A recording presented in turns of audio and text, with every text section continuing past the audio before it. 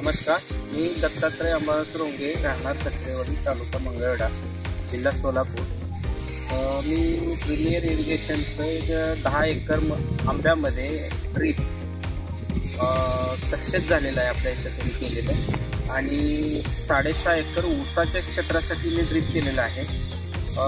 कंपनीचे जे काय इन्स्टॉलेशन वगैरे आहे त्याच्यामध्ये चांगली मदत केलेली आहे त्यांनी येऊन.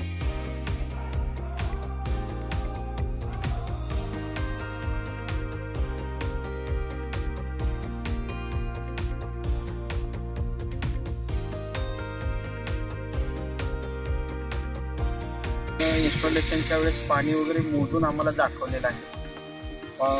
आम्ही पूर्ण म्हणजे हे आहोत, आनंदी आहोत.